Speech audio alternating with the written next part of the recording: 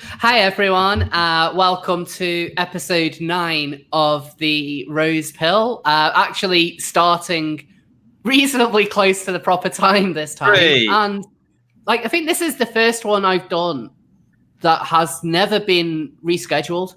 Every single one, there's always one reason or another where I have to change the date. So I'm actually really, really proud that this has started. I think the first one we did wasn't rescheduled either. Wasn't it? I don't think so. No, it was. That was when, what's her name? Yeah, it was. Never mind. Yaniv. Yeah. Yaniv was in there. So, Scrump, you've actually just met, when you shared the link to the stream, you shared our one. So there's people joining. Oh, no. Our call. I didn't share that one. Did I? Oh my God, delete it fast.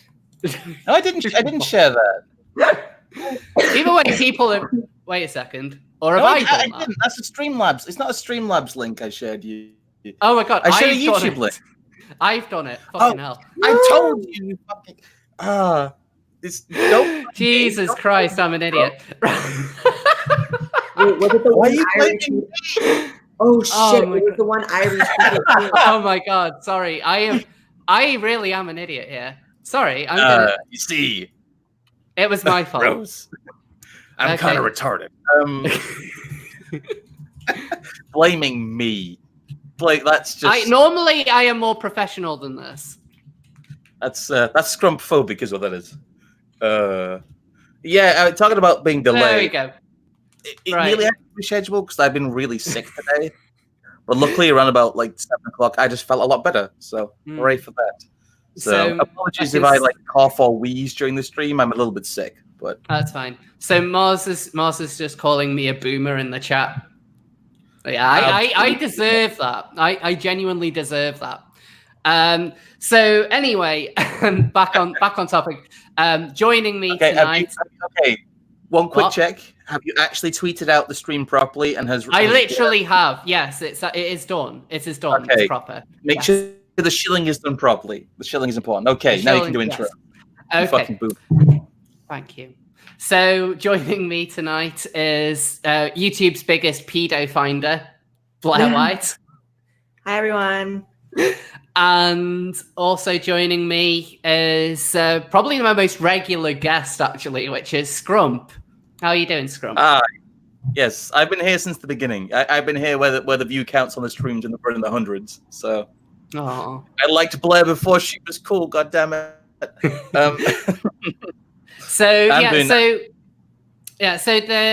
Just kind of the reason for the stream tonight actually kind of started because of Blaire's live stream the other week, where someone asked her a question about her opinions on chasers.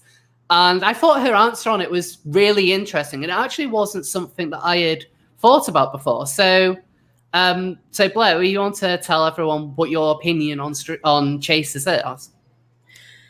Yeah, I mean, so that word gets thrown around, I feel like, a lot, like tranny chaser. And for those of you who don't know what that is, we're speaking of the trans woman perspective, I assume. I know that there are chasers for trans guys as well, but I don't obviously have experience in that. But in terms of for trans women, chasers are men who fetishize trans women. So these aren't the type of guys who typically want a romantic connection or to date or to marry, have a family, all that. But they definitely are into it sexually, and they see it as like a kink. And for me, I think the way I responded was I feel like the word is thrown around way too easily. I think there's a difference between trans attracted men and chasers. And I think the distinction to be made is trans attracted men will typically treat you with more respect. They want to actually date. They'll have a relationship and it's not just sex. But I also took issue with the fact that I feel like in the trans community, trans women in particular will throw around the word chaser for anyone who's even remotely attracted to them. But then there's also this argument of if you're not attracted to them, you're transphobic. For me, I'm just okay, you have to really hate yourself to believe that everyone who likes you has bad motives and everyone who doesn't like you has bad motives. Do you just see yourself as unlovable entirely? That's my thing. It is really interesting when you look at the way people react to this. Like, I was talking with friends of mine a couple of weeks ago, and she has an opinion where she never wants to date a guy who is into trans women. Full stop. Like, she wants to be the only trans woman this person has ever been with, because she feels if she dates a man who is interested in trans women, it will turn out that they are gay, because they are only liking her because she used to be a male.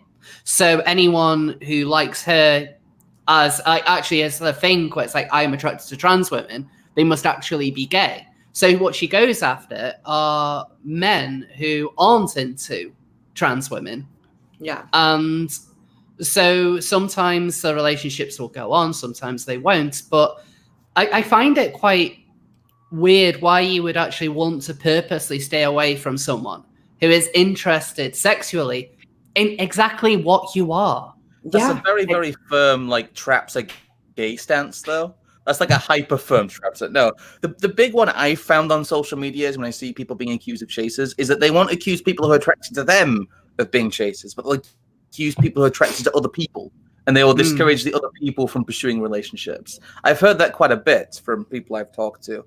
They've said that, especially Tumblr's the big one for this. They will accuse anyone who is attracted to someone of being a chaser and basically scare people away from trying to have relationships, which is quite sad.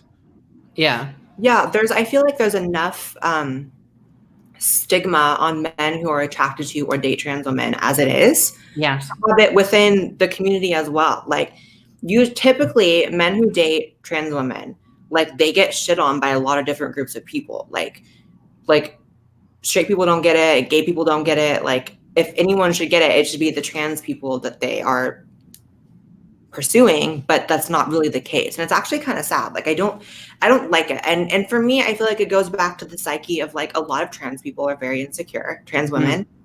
And like I said, they can't really fathom someone being sexually attracted to them without, and this is going to sound a little crazy, without fooling them, if that makes sense. Like, like if they're not immediately read as cis when they're talking to these guys and then have to have the talk later on and all this psycho stuff, which I would never, ever even risk, then they feel like it's not real. And I feel like people just need to love themselves a little more, you know?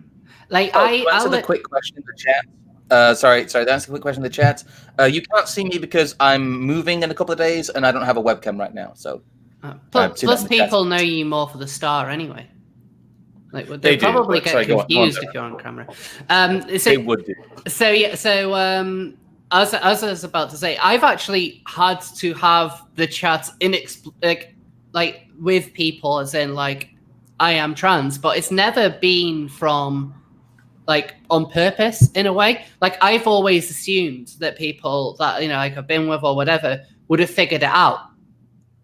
But I have been in situations where they haven't. Like, in each time, it's actually been fine. Like, they've always been cool. And afterwards, I felt really, really bad. And they would just be like, oh, no, seriously, no problem at all. But I'm like, I feel guilty about it whenever it's happened. And it's why now what I've actually done in the last couple of weeks is I've actually started to look specifically for guys who would be interested in dating a trans woman and are actually quite open about it first and foremost. I think a lot of that was actually watching your stream, because that genuinely made me rethink the way I was doing things.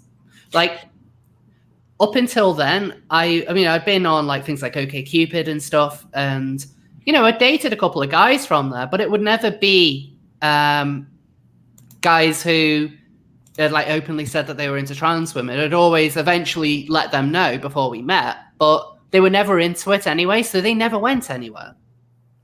Yeah, every trans girl I've ever been friends with has had this, like, we've talked about it, and every single friend I've ever been friends with that was trans has always said, I only want a guy who has never been with a trans girl before. I only want, like, that, like, picture perfect, like, straight, like, never been with a trans woman, never even thought about it. And it's like, but why would you want to be with someone who doesn't understand what you are, doesn't appreciate what you are? You have to explain things to them. Yeah. And the other thing is like, and this is probably going to sound kind of crazy. People might get mad at this, but I feel like any man who is only ever with biological women before you and has never thought about it, never considered it at all, there's probably a good chance that person in the end, it's not going to work out with them. Like they're going to probably pick a biological woman eventually. Like, whereas men who know that they like trans women and come to terms with it, I feel like it's just a healthier relationship. And why wouldn't you want to be with someone who wants to be with someone like you? Like you are desirable as a trans person. Like just accept it. Yeah. Like, I mean, I think some of them is bit of an audio lag here, I'm thinking.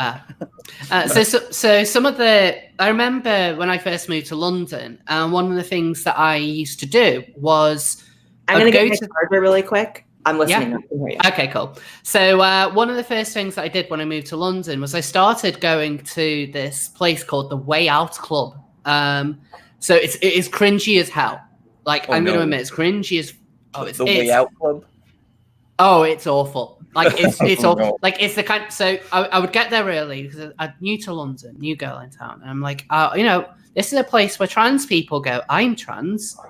I might make some friends. I might go on a date with someone from here. I would get there, and the first thing I would encounter would be like 55-year-old transvestites dancing in just like the most horrendous way possible. Like I wouldn't even dare like mimic the way they were doing it. It was genuinely disturbing. And eventually I would start meeting guys there, and like I will admit I hooked up with a few. But it felt very dirty. And it was a bit some like of them club, was it? Yeah, eventually as I went there more and more, I realized what it was. It wasn't clear from the outset that it was it was almost like a fetish place. But then it got creepier and creepier. And I remember a guy flipping out on me because if I was to have sex with him, I told him I wouldn't top him. Yeah. And he genuinely got angry about it. And then not long afterwards, there was a guy who I think he was it was the worst kind of flirting I've ever seen, because he was trying to flirt with me.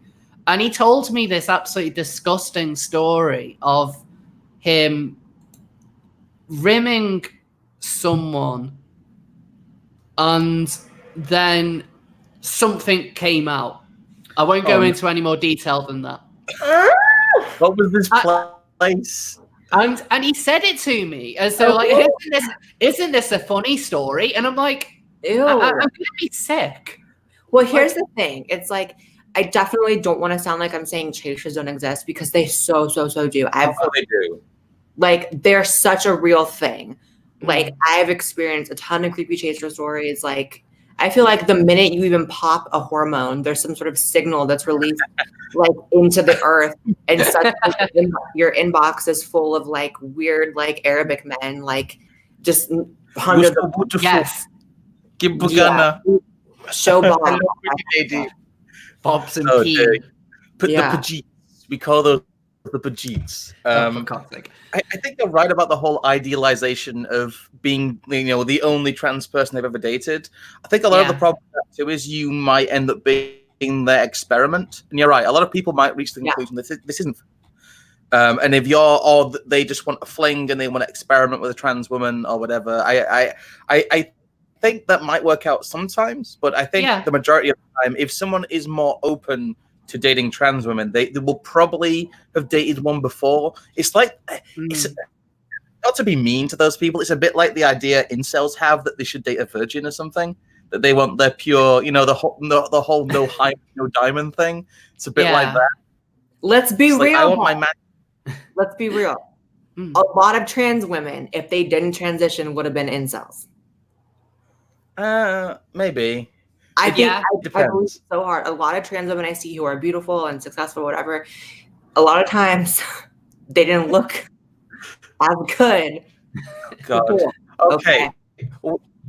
Weird tangent. Have you ever seen the memes about like Elliot Rodger transitioning and being happy? There's all these like, who's Elliot Rodger? It's a bit twisted. You know the incel, the guy who shot lots of people in California. Oh, yeah. There's like a load of like there was like running 4chan joke about him just needing to transition and then being happy. But anyway, sorry. That's dark. Well, like seriously, some of them do have incel-y vibes. I mean, yeah. Like, I don't know. I mean, Christian is an example of that. I would say. I mean, he's. Oh god, that's the bad end. Yeah, that is the absolute extreme end of everything. But he's a good example, and I think you also see this a lot. I mean, I would say with the ones who transition into generally before anyone in the chat says I'm being bigoted against these kind of people, but you will often see trans women who transition, who are only into other women, calling themselves trans lesbians. Mm-hmm. And I think that some of them, like I know trans women who are into women and they're perfectly normal. I've got to add all these disclaimers because one of them. I met one time that was normal.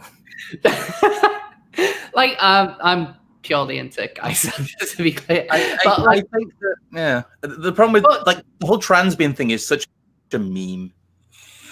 It is kind of a meme, but these people do exist, and they can be very, very creepy. Like these are people who generally, a lot of them, the ones I'm talking about, look like men. I'm just gonna say they're all the ones that pass, but they have that very much. They're still kind of going through the male feminist phase before they go full incel. Yeah. Ooh, you know why? I feel like, and this is the whole like AGP versus what is it? HSTS debate? Yeah. Okay. So, and for me, I feel like it's because this is such a weird conversation. I never actually even talked about this. I just barely started researching what all this even was, the AGPs, because people talk about it, but I never looked into it. But like, it's real. Yeah. It's so real, in my opinion. I really just started researching it, where it's like, okay, so HSTS is like trans women who are attracted to men. And I feel like the reason they typically present better is because they're more in tune with like what men find attractive. Whereas AGPs, I feel like, or what is it? AGPs? AGP. Yes. Autogynephilia. I feel like they usually don't have any like innate femininity. And so everything is trained. Like a lot of people will ask me like, how did you learn how to walk feminine or behave feminine? I'm like, I've always been feminine. Like I didn't learn how to walk or how to move my hands or how to talk.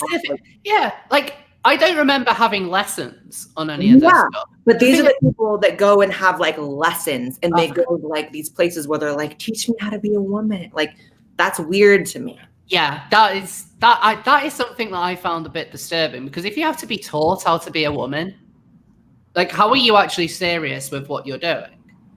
Like, how do you know that a transition is right if you're not really kind of fitting it? Like, if that makes sense. Like, I'll admit I've had voice therapy. That's different. That's different because that's just changing the pitch of my voice. That's not changing my mannerisms or changing really the way that I talk. Yeah, like that. There's like a certain amount of things that you like learn or just naturally come easier once you transition, but there should probably be a certain amount of like innate femininity rather than going from like trucker to like now I'm a woman and I still F women, but I'm not a trucker because I'm a woman, even though I look like a trucker. You know what I mean? Like a lot of them are truckers. That's the thing. A lot of them do. They like look at the way in which a lot of these people move. They'll have the lessons and they'll still waddle. Like they still have well, that's it. They do that. Like the thing always reminds me of is when I first moved to London, I went to this bar and I was meeting some friends there, and there was one of these there at the bar. Like I can't remember what her name was, but like she saw me and she did the assumption. Her name was Matt. She clocked that I was trans, and she saw me. And she was staring at me, and eventually I just kind of felt uncomfortable because I got this absolute goon staring at me. And so I looked back, and then she sees me and then smiles. And then I kid you not, like she kind of leaned back like this and then thrust herself forward to start the waddle towards me. And then she came up to me, and then she just goes, like, we're the same, you and I. And I was like, bitch, no. She genuinely said those words. That's and the thing. Like, in my opinion, I never used to think like this, but lately I'm thinking like this. Yeah. I'm thinking, like, there are different reasons why people transition. Yes. There are people who have, like, dysphoria from birth, and they're just innately way more feminine or masculine or whatever. And then there are people who, like, are fetishists. Oh, yeah. And this is the thing. I think there needs to be a separation between the fetishists and the people who aren't. And the problem with it's the same thing. AGP and chasers, genuine chasers, share that in that they are both fetishists. Yeah. They are both very top to the dating market for trans women. Yeah. You have the chasers who are only interested in trans women as a fetish. They're only interested in quote unquote dick girls. Yeah. A lot of the time, yes, they will be men who want to be tops and don't understand how genital dysphoria works. They don't understand that a lot of trans women don't even want it to be acknowledged or looked at because they're so dysphoric. They don't understand that. They're not willing to understand that. They think it's a fetish. And the AGP people don't understand that trans women just don't want to be a pretty girl, that they actually don't recognize the way they look in the mirror and don't think that's the way they should look. Because I've met a lot of people who have been convinced by, like, again, Tumblr or those areas in the far left Twitter who basically say, well, if you like girly things, if you're a girly boy, you must be trans. Yeah. And I know a lot of people who have, I don't think they're even AGP cases. A lot of people who are like, they're more feminine gay guys. They're guys who like to cross-dress a bit. And they've been convinced by these people. They call it pink pilling. They've been convinced by these people that they are trans and that they need to take HRT. And it's kind of, I don't know, there seems to be this huge kind of drive towards classifying everything as trans. And now a lot of people who are AGP cases really jump on that bandwagon. And you're right, a lot of them are super creepy. And they are super creepy in the way the chasers are. Genuine chasers are super creepy. Yes. No. Yeah. Like, I don't know. What is your experience, Scrump? Because I think Rose told me that you've, like, dated trans women. What is your experience like? Do you feel like you get called a chaser for that, or do you feel like people acknowledge that it's not? Okay. I get called a chaser all the time. It seems to be that no matter what I do, I'm either a transphobe or a chaser, and there's no in between. Yeah. Because I made some joke posts at some point that were a tiny bit cringe about, like, I was joking about on Twitter, like, about, like, kind of being with my girlfriend and then checking my phone, and, like, people have called me a transphobe, like, as I'm literally with, a trans woman, as I'm literally having sex with one. It's like, lol, you're a transphobe. And I made a joke about that, and they were like, that doesn't mean you can't be a transphobe. Misogynists still have sex with women. I'm like, okay, first of all, it's a joke. Second of all, do you not catch, like, the girlfriend part, the committed relationship part? Like, and then people will call me a chaser. Like, I alternate. Like, half the people call me a chaser, half the people call me a transphobe. And it seems to be that they will either throw you into one camp or the other, no matter what you do. And it seems to put a lot of, like, it's such a toxic discourse. I know they've ruined that word too, but it's such a toxic discourse in that you can't genuinely like trans women without something being wrong with you. You're either a transphobe who like hates trans women and but still dates them, or you're a chaser and you're only interested in them as a fetish. And there's no in between for a lot of people. Yeah, it sucks. And honestly, the discourse online of trans issues is just so fucking toxic in general. Like, yeah, it's so crazy. And this isn't even super related to the chaser thing, but, like, I know Rose and I get told, like, on a daily basis that we hate ourselves because our opinions differ slightly from the, like, ultra woke, super far left trans Twitter mob. And it's like, it's so crazy. Like, just scrolling every day, like, you hate yourself. And I'm thinking, like, actually, I love myself. Like, actually, I'm having like the most successful year of my life. Like I'm engaged, like life is good. But it's like, it's never actually even trans people that tell us that. Do you agree, Rose? It's always like just anime characters with they, them pronouns in their bio who never transition a day in their life, but think that they can tell actual trans women about themselves. It's really crazy. It's very, very rare that any of these people will show their face. So often. I've never even seen it. I've seen one, and they were nothing to be proud of. And I'm sorry if that sounds harsh, but I've got to say, this person's a complete gonk, the way that they looked. Like, they all too often, it's people who hide behind things. Like, whenever on my videos, like, I get a lot of criticism for my appearance, but it's always from people who hide their faces. Yeah. And it will always be like, you have a horrible attitude about trans people, but we can tell that you're a man because of your big manly face and your big manly hands. And I'm like, first of all, my hands are tiny. Second of all, I've just had facial feminization surgery, so I know what you're saying is complete bullshit. Like, I'm not going to pretend that I'm like a supermodel or anything like that. I know that, but I would guarantee that I look damn sight better than a lot of these critics.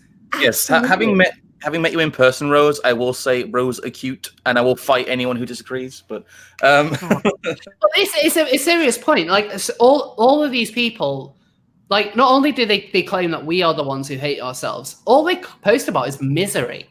Like, yeah, you look at their feeds. The people who tell me to hate myself, I look at their feeds. It's always an anime character with they, them pronouns, or she, her, him, his. And their entire feed is just like, woe is me. This is the misfortune of the hour. Like, every hour, some new horrible, atrocious thing. Or it's like just being super, super negative about the entire world. And it's like, you're projecting your self-hatred on me. It's like, it's so ridiculous. Like, I criticize things that go on in the trans community. I will openly admit that a lot of my channel covers more negative stuff than positive.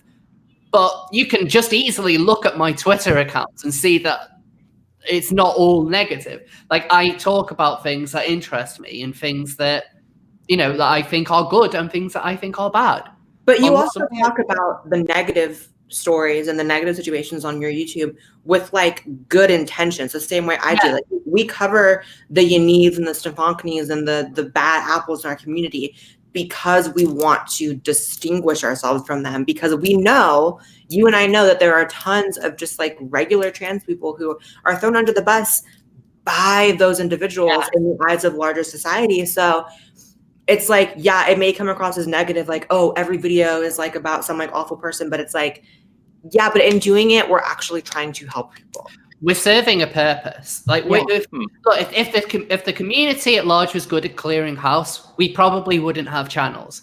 Unfortunately, they don't do anything. They sit by quietly whilst you have people like Yaniv, like Stefankni, like all of these quite dangerous people, Morgana Ger, Stephanie Hayden, like fucking Jess Bradley is a brilliant example. Like, she's probably not someone you were aware of, Blaire, but basically Jess Bradley was the UK's National Union of Students hired a trans person.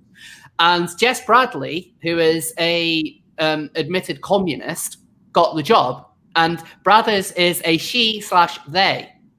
Now, what's interesting about Jess Bradley is Jess Bradley likes to flash their penis in public, and at their place of work. And Bradley ran a blog on Tumblr taking photos of their penis at work, putting it online. That's so disgusting. It gets worse. Bradley was suspended last year. A year later, they haven't done a thing. They've just pretended it hasn't existed. On top of that, none of the people connected, like in this community, have said a word. And the ones who are, you can tell they're being frozen out. So when they actually and these are the same people who push for prison abolition, community justice, full on good old fashioned communism. And I remember that taking place. Who has been accused not only of flashing their dick, but gross sexual misconduct, leching on people, in one instance, even sexual assault. The community does nothing. They were the LGBT anyone who talks about it. And so weren't they the LGBT officer for the National Union of Students? The trans officer, the first trans officer. The first trans officer that got a lot of publication in the UK for being, a professional trans. And yet, they do such disgusting things. And where is the community when this happens? They don't say a word. They stonewall everyone. They keep quiet. And so they will not call out the actual genuine dangerous perverts in our community. Well, the community's out there calling you and Blaire like bootlickers. Yeah, we are bad boys, but we're not protecting predators. I remember you told me that's a big thing. Like they try and convince you that you hate yourself. I remember you telling me that. That's one of the big things that disturbs me. And the other thing that I found genuinely almost like mental abuse towards people is that I've had people trying to convince my current partner and former partners that I was going to kill them, that I was dangerous because I held what they referred to as alt-right views. I had people at length try and tell my current girlfriend that I was dangerous and that when I was done with them, I would throw them under the bus. And I would put them, I want to put them in camps and stuff like that. Yeah. And the thing is that that's funny when it's someone who knows that's not true. But when you get someone who's quite new to the world of this and is quite new to the whole experience and is trusting people who are quote unquote, LGBT ambassadors, and they're being told that anyone who's, right of Mao wants to put them in a camp and murder them, that can become quite destructive to their mental health. And like I said, I know people who've been just afraid of dating at all because of the things they've been told, one about chasers and two about the evil alt-right. Anyone who's a normal man who isn't a male feminist or a leftist is going to murder them at some point. That's so cruel. The other thing is I feel like people need to leave their houses more. Yeah. I feel like you can only believe that everyone with a different opinion is trying to kill you if you don't leave the house, because people who operate in normal society and have friends of friends and have family and regardless and have coworkers, they know that not everyone agrees and that not everyone who disagrees with them wants to kill them. But it's these people who sit on Twitter all day long with their furry avatars and their fucking, I don't know, Hatsune Miku, whatever fucking bullshit. Yeah. And pronouns those people think everyone's out to get them because they don't leave their house. And it's very easy to be scared of everyone in the world when you don't leave your house. No, I agree with you there. A lot of them, the most kind of, if they do leave their house, it will only be to visit like-minded people. They won't really go out all that much. And I've seen these people. I've kind of been in almost the same social circles, albeit I blatantly leave the house. They won't go anywhere which isn't queer friendly. Does it have a little logo on the door saying they love and accept all trans people? If it doesn't, well, no, in case I get lynched by someone. They build themselves up into this paranoid bubble, and so they can never break it. And anything which isn't outright agreement with them must be the road to Nazism. And you know what? People might be mad at me for saying this, but screw trans spaces. When I used to go, earlier in my transition, I used to go to these trans groups at places in my town just because I needed guidance or whatever. And the last place you want to go to for guidance is any type of trans meeting or group. I'm just gonna say, literally, I'm not exaggerating. And people, maybe you don't believe me if you've never been to one. They're just all communists. Yeah. That's not an exaggeration. You go in and there's literal communist talking points being said. No one around you is probably going to even identify as trans in the sense of someone going from male to female or vice versa. It's going to be some other variation. It's going to be a non-binary. It's going to be a queer. It's going to be. I was literally told in a trans meeting when I went years ago that transitioning is transphobic. Transitioning is transphobic because it reinforces the idea that you have to change your body to be seen as the opposite gender. Yeah, that's I've heard a lot of horror stories from a lot of the trans people I know. I've heard that a lot of times in the quote unquote trans spaces, what you get are your neeves. You'll get the "oh my god, I'm on my period" guys types. Yeah. You'll get the like I have seen a couple of those, I'll be honest. Like people who genuinely seem to think like, oh yeah, I must get a period or something. And I can't help but feel if these are people who are on hormones, it might just be like a kidney problem. Like you're bleeding to go to the doctor. Yeah, like if you're getting constant, like, because I've had that in the past. Like I'm thinking about doing a video about trans women who think they can get their period. Like it's actually on my list of things I could do because I got added to this fucking Facebook group and it was nothing but like old cross-dresser looking trans women. And like there was just a thread of like 100 of them commenting about how they get their period. 100 of them. I'm not kidding. It was that many. And it was people replying, being like, yes, me and my wife sync up. We have the same PMS. And I was like, I was actually gagged. And I've never done this in my life. Contrary to popular belief, everyone thinks all I do online is like misgender trans people. I actually never have. But like I literally just called a few of them men because I was so mad that there was nothing but comments about like how they're bleeding and PMSing and syncing up with women. I was like, no, you're a man. No. I didn't even feel bad. I was like, fuck that. But the thing is, that should not surprise me because I've come across some of these people in the past. Of course, there's a fucking group of them. Of course, they're all the ones that, like, you know, I can picture them in my head. Crap hair, crap dresses, no kind of way of them trying to look feminine or anything in any way at all. Literally just a man throwing on a frock, maybe a really shit wig with a really shit fringe.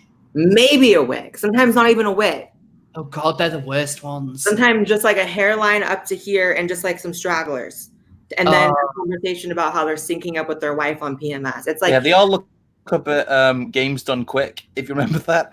Oh God. Yeah. Like, yeah, it is. It's like a lot of them, like we always ends up into like the topic of just like bashing these creepers, but True bashing. But the thing is, a lot of this needs to be said because and I know like we're not the only ones in the community who think this. Like so many of us do. Like we're just shit at transitioning.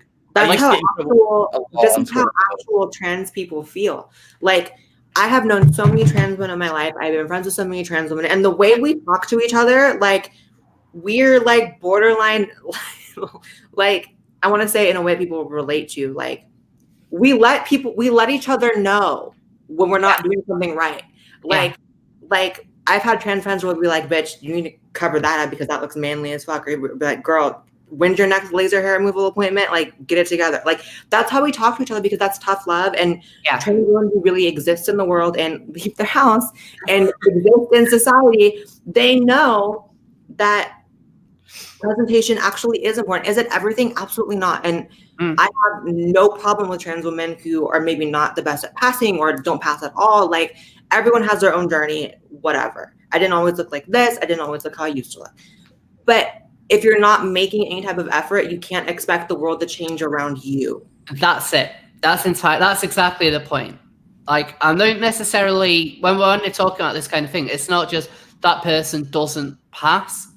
It's that they've made no effort to pass. It's laziness. Like, you know, you might as well not bother at all. Like, if you're just going to throw on a frock and you're not going to bother shaving, you're not going to bother doing anything that makes you not look like just a man in a dress, you can't expect the world to see you as a man, as anything but a man in a dress. That's unreasonable.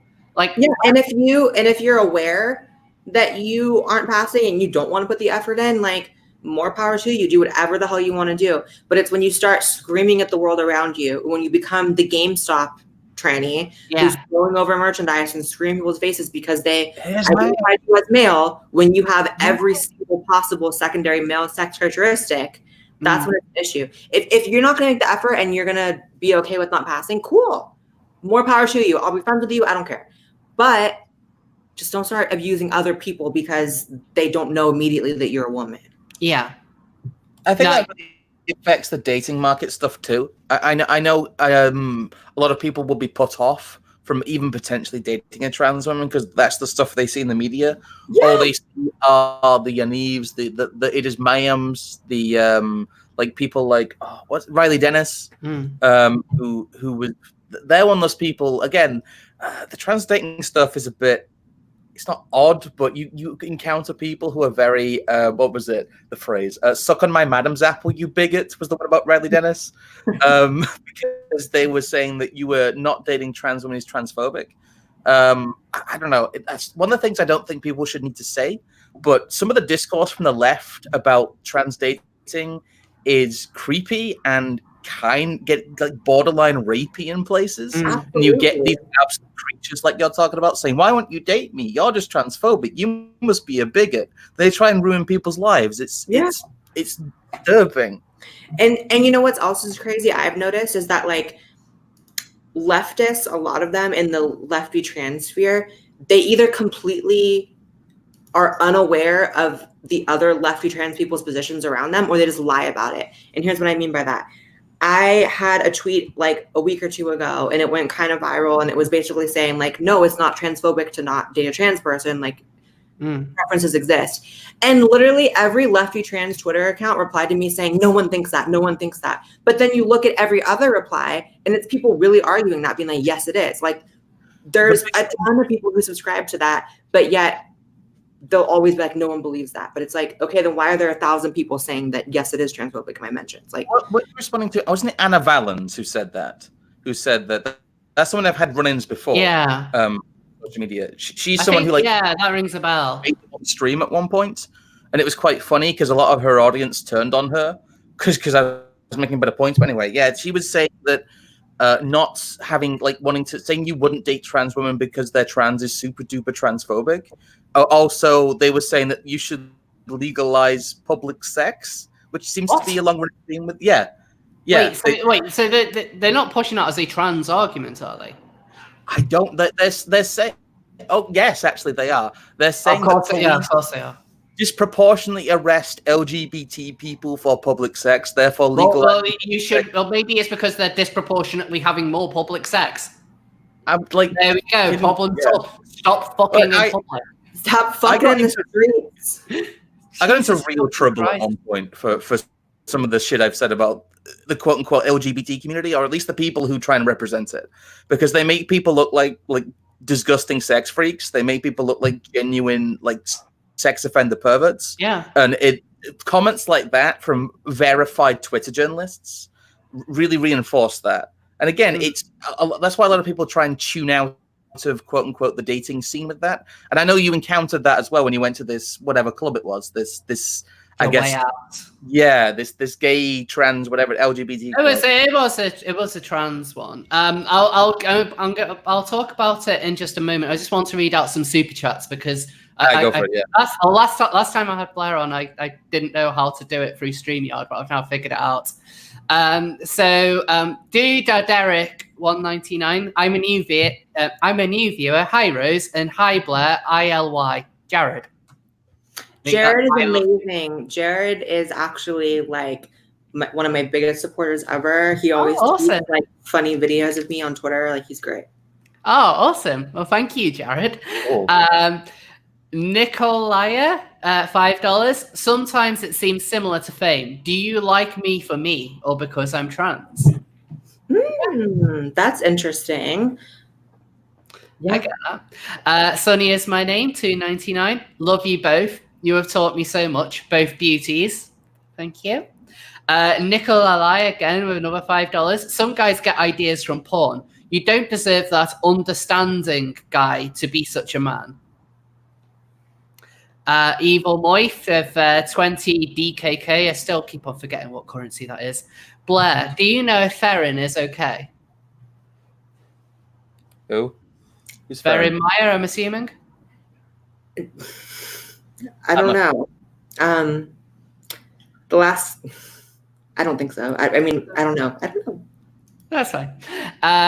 Sunny is my name. Again, $4.99. Two beautiful, smart women. Thank you. Nikolai has done $2 and $5, saying those are the SJWs filled with anger and confusion, and I prefer an expose from you two over a rambling commentary from an angry SJW. Well, thank you for that. Casey Adolphson, $49.99. Wow, that's amazing. Thank you so much. Nice. That is awesome. Rose, you're as hilarious as you are lovely. Finally caught a live stream. Thank you so much. That is ridiculously generous. Like, thank you. Seriously, thank you so much. That really means a lot to me. Send more super chats, you guys. Give Rose all your monies. I do need money. And Glitter Bloke, $2. My two favorite trannies. Please say hi, Rose Hypnol. Oh, this must be. Oh, if this is okay. So this is. I'm always a bit cautious to say fans because I don't want it to sound like I am thinking of myself as like a celebrity or anything like that. You have fans, it's fine. Maybe. So Rose Hypnol is, I believe, like a drag queen who's like very, very, very pro Brexit. Like, which is pretty cool, actually. I very much appreciate that. But no, I follow her on the Twitter. So follow Rose Hypnol if you like Rose of Dawn. And also British Knight has just dropped in £2, just dropping a couple of quid. Love you, free. Oh, thank you. Thank you very much. Yeah. So back on to the Wonderful World of the Way Out Club. One of the experiences there I always remember was I had these two guys who both of them were trying to hit on me. And I remember telling them this is about a year before my surgery. And I mentioned to them about it and I was just like, I'm looking forward to it because I hate having what is down there. And then I remember one of them just kind of laughing and being, why do you want to ruin yourself by like removing what's down there? That's what makes you interesting. And I'm like, That's the big chaser test, really. Yeah. Like that's what my my previous partner explained to me quite well. In that it's fine to have health concerns because I know a lot of people have health concerns about the surgery and there is stuff that go wrong and stuff like that. But that's a separate issue.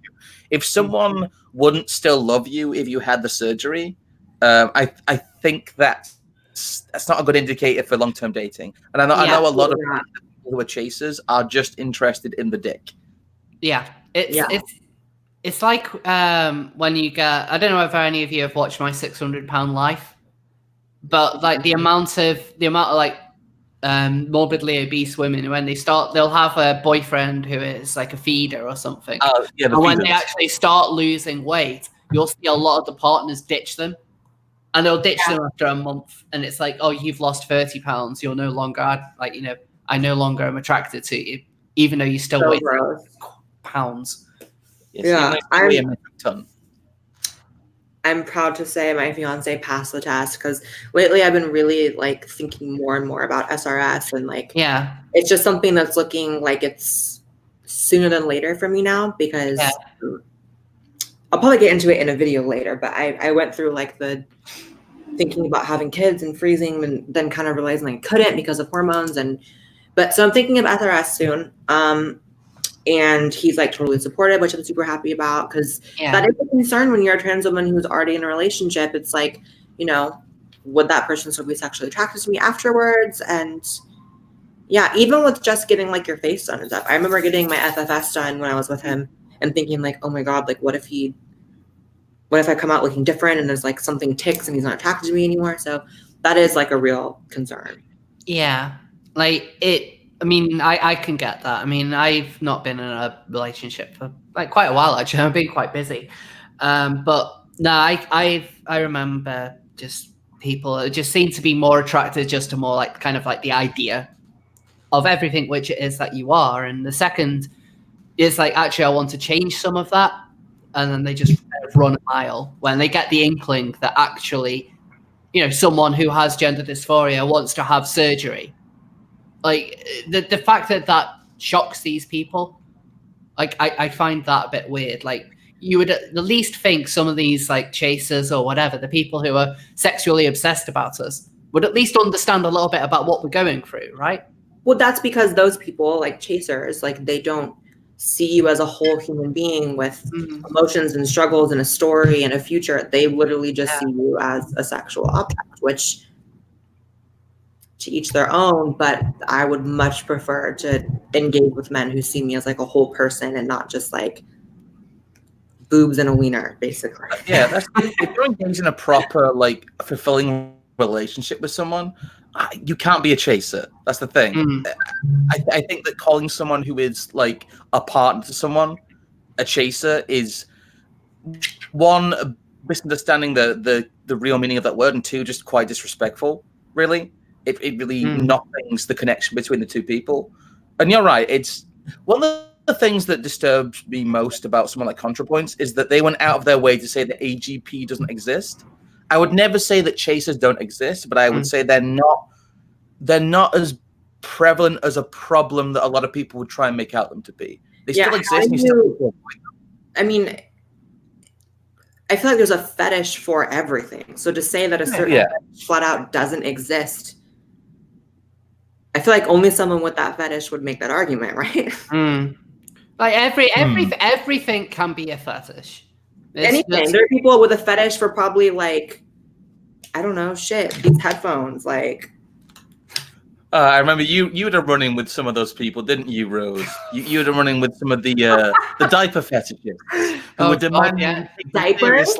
Oh God, yes. Oh, this was amazing. Yeah, I wonder if this person is watching because this was kind of very this is actually hilarious. So I tweeted the other day that I saw someone having an argument with someone pointing out you shouldn't criticize this person for being into wearing diapers because I wear diapers and it's just fine, so you shouldn't make fun of them. And I just made the very real point that Blaire is proving just by smiling that if you announce to the world that you enjoy wearing diapers and you get a sexual thrill from it, people are going to take the piss.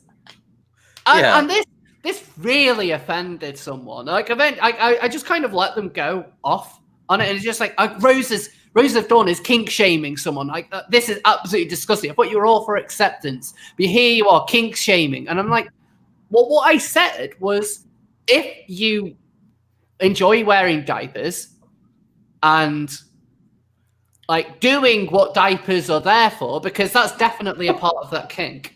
Fucking ABDL. Then. Yeah, people are going to take the piss. Like, it's one thing if you do it in private, but it's another thing if you announce it to the world. Like, if you announce to the world that you enjoy sitting around wearing a diaper, shitting your pants, and getting off over it, like, people aren't going to take you seriously. Okay, no one's going to take you seriously. Like, the whole idea of kink shaming, I find, is kind of a bit weird because you have this, like, okay, people have their fetishes, people are into sexual things. I get that. I have mine. Everyone is cool, probably has theirs. Everyone has something. But then you seem to use it as a defense of something. It's like, well, you can't take the piss out of me for this because it's a kink. Because I like wearing diapers. How dare you make fun of someone who enjoys sitting around in their own feces? Because that's what I do. But you can't make fun of it because I get off over it. And it's like, you're just adding an extra punchline. Dude, like, there is really just a fetish for. I knew someone who had. We were friends for a while. Yeah. He came out to me that he has a poop fetish. Oh no, not the poop fags, not again. My whole thing was like, and this was a gay guy, and we were like friends. We had obviously no romantic anything. Like, I don't need to know what you do in your bedroom. Yeah. Like, I don't tell you what I'm into. Granted, it's like nearly as crazy as that. But like, why do you feel the need to come out to your friend about your poop fetish when like you're why? I don't need to know. But this is like, if you're into that stuff, that's fine. Keep it private. If stuff like that leaks that someone is into that kind of thing, I think that's a bit different because you're not openly telling the world. There's a difference between you being into something in private and openly telling people.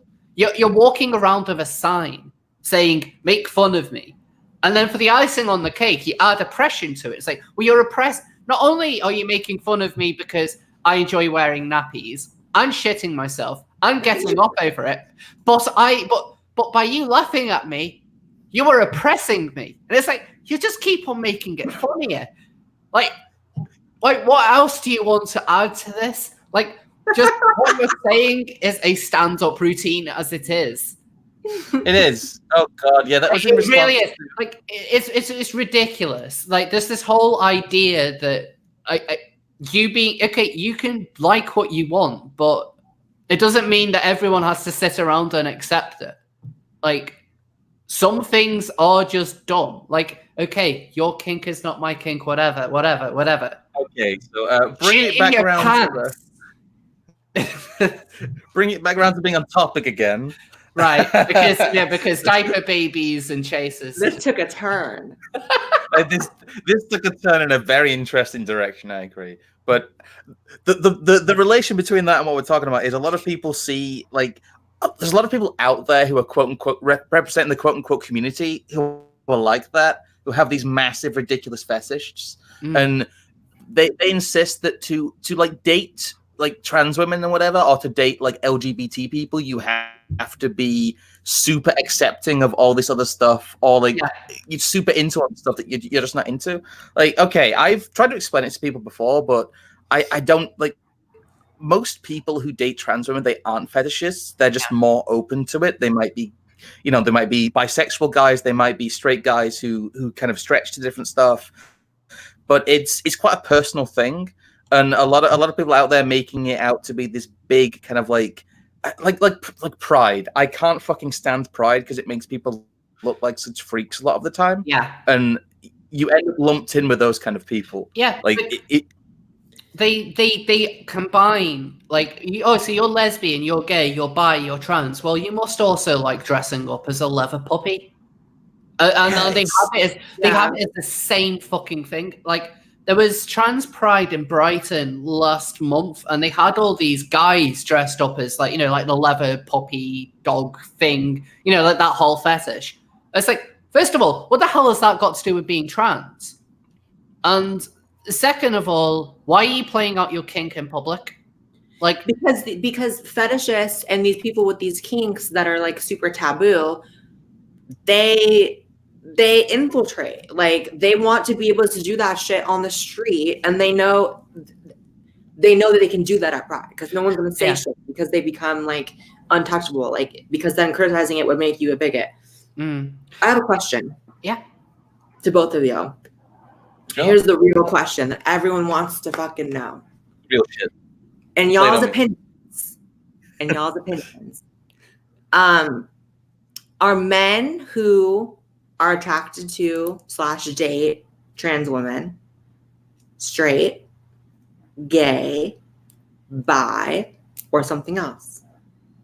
So this is the Are Traps Gay question. This is not even traps. We're talking like trans. Like, I have an actual question. I have an actual answer to this that I've thought out. Okay.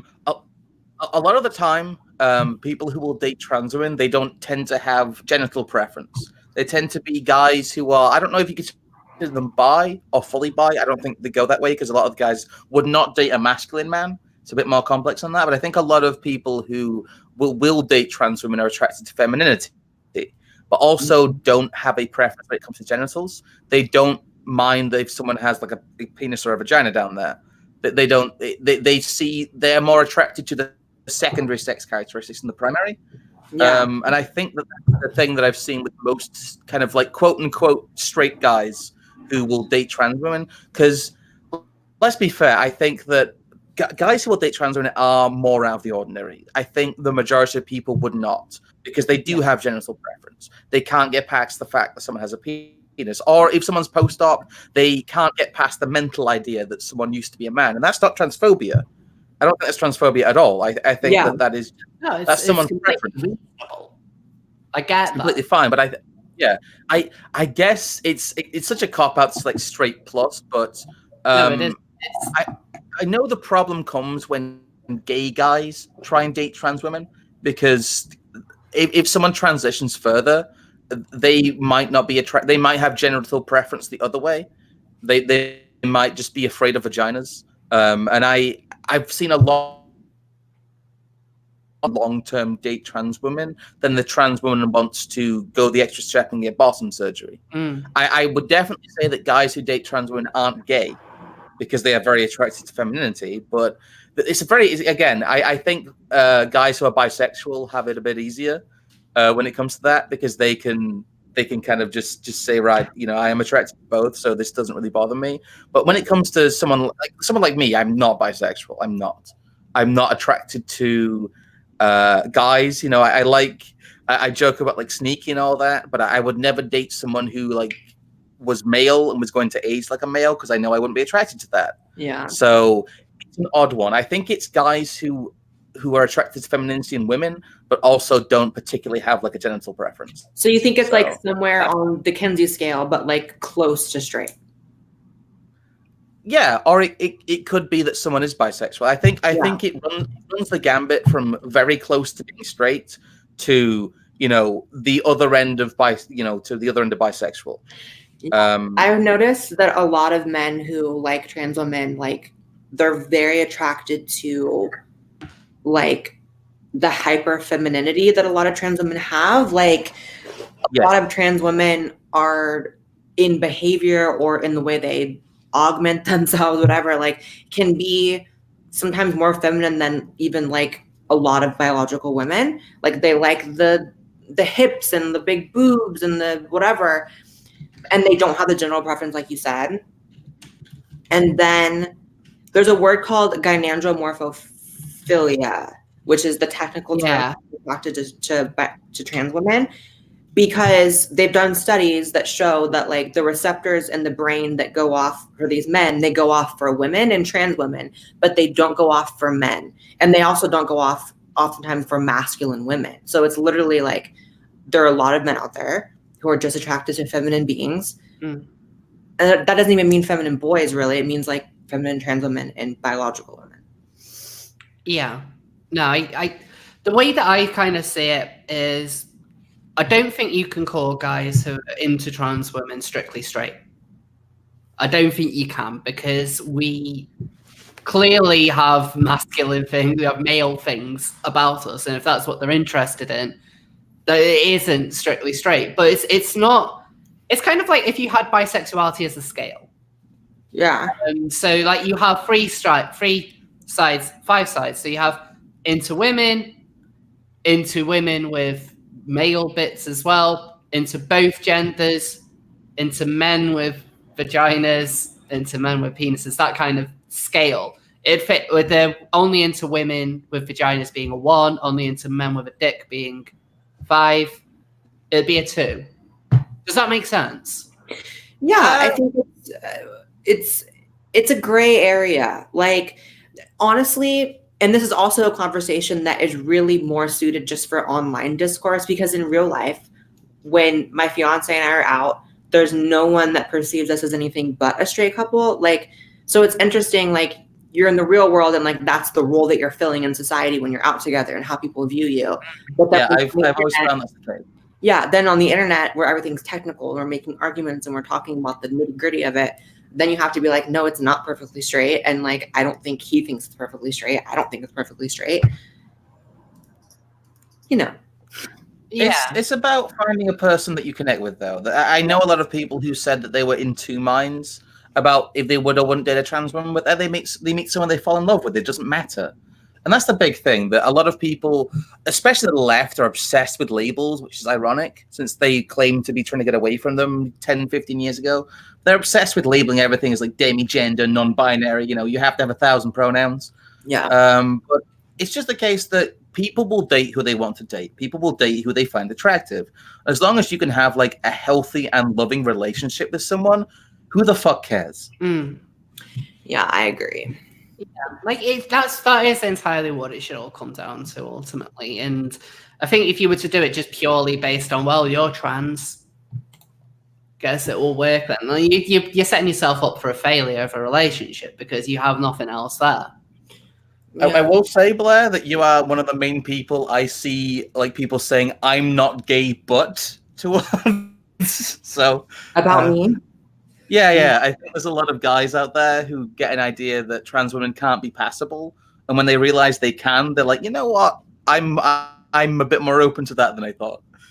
Yeah, I mean, there's a reason why trans porn is like one of the most popular porns on the internet. Oh, yeah. It's not because only that's what's so interesting is like you read all these studies that come out that like a lot of them are flip-floppy, but a lot of them are like less than 1% of men think trans women are attractive. Less than 1% of men would ever be with a trans woman. It's like the porn statistics, which I think are a little more reliable, don't really reflect that. Yeah, and also bear in mind that a lot of guys who will try and date trans women or hook up with us want to do it on the sly.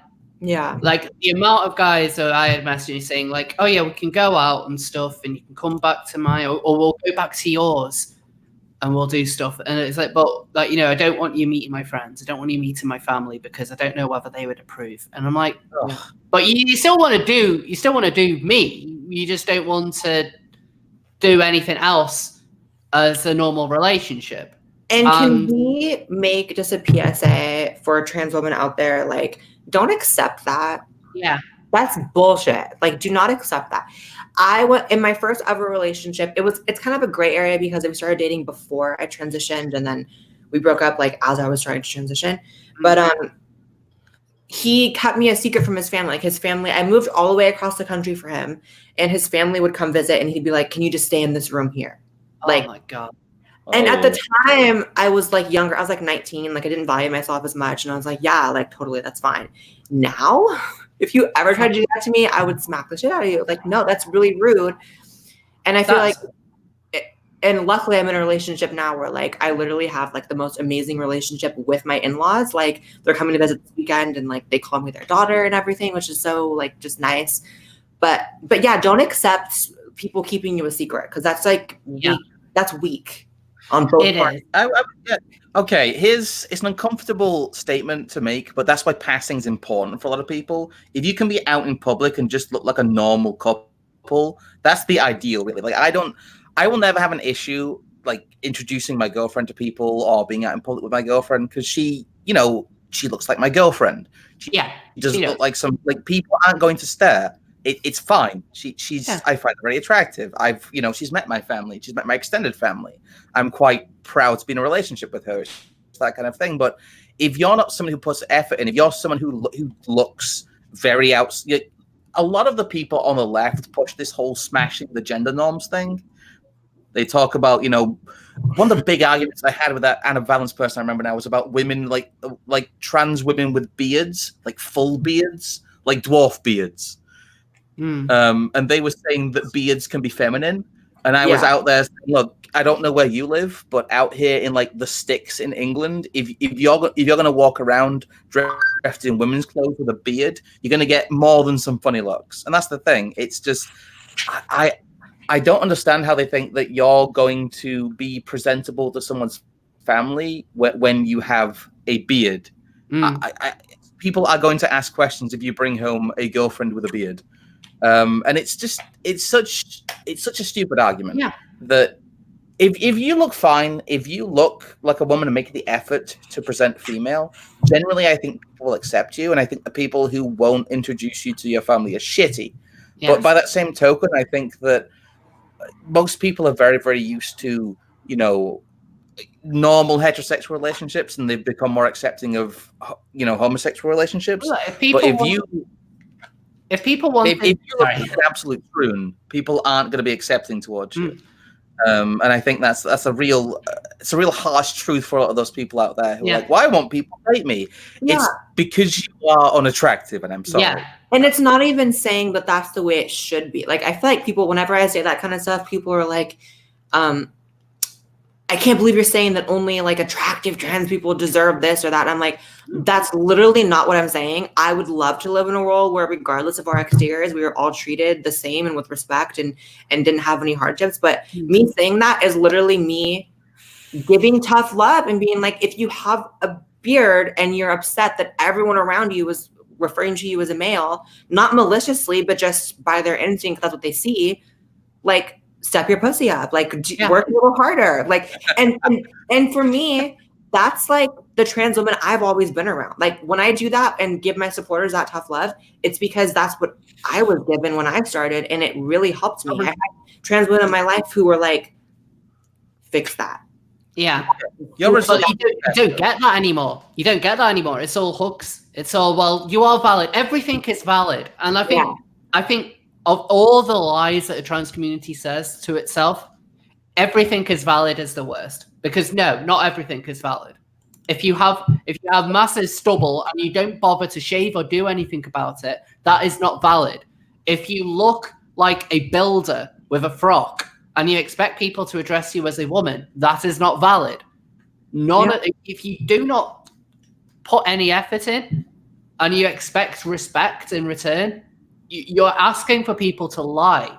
Like, I know I get occasionally on Twitter, I'll have radical feminists telling me, oh, we like what you say, Rose, but don't make us lie. You're not a woman, you are a man.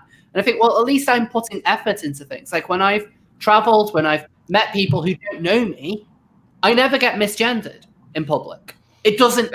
I've seen some of them happen. Yeah. Oh, it does. That's another example of like online discourse versus real life discourse. Like that's why, like, online, I've never really explicitly said the words "I'm a woman" because I'm aware that online, when we're talking technicalities, it's like I'm not a woman, but I'm a trans woman. Yes. Like, I don't have the experience of living and growing up as a girl and then a woman. Yeah. I don't have the experience of being a man either. I transitioned before I was really an adult and like lived as a man. Like, yeah, but I'm a trans woman and it's a different thing and that's okay. But I'm not going to say that in real life. Like, I'm not going to like go to the doctor's office and if they have a male and female, I'm not going to write trans next to female. Like, yeah, like, well, actually in doctor's offices, I often do because that's like different. But like in terms of real life, I'm not introducing myself as a trans woman. And I'm saying like my pronouns, like that's not real life shit. That's Twitter. Yeah. But the example that I always come out with is when like they'll expect you to always point out that, you know, I'm not a woman, I'm a trans woman. And a couple of years ago, I went to the United Arab Emirates. I stayed in a hotel in Abu Dhabi. I had a day in Dubai. And every single person, bear in mind, this was before FFS. And if you look at photos of me before FFS, I looked bad. So bear in mind, I looked like that. And this is a country where you being trans is considered a crime because they see it as a man impersonating a woman. I got treated as a woman throughout. I got gendered as a woman. And if I did what, like, you know, the kind of the radical ones want me to say, and it's like, actually, I'm a trans woman, I would have ended up in jail.